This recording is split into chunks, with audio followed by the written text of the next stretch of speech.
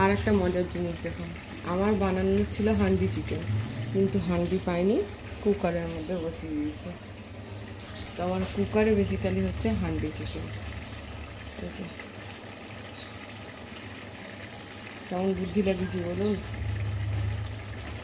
বললাম এই যে তেল ছেড়ে চলে এসছে, হান্ডি চিকেন বানাবো। এই যে তো এই যে জুসটা এটা চলে এসছে। তো সব কিছু খুব ভালোভাবে সিদ্ধ হয়ে গেছে। সব থেকে ভালো লাগছে বেস্ট পার্ট যে এরকম পুরো অয়েল সেপারেট, এবং খুব একটা বেশি কিন্তু এটা রিচও হয় না, তুললে বুঝতে পারবেন এরকম।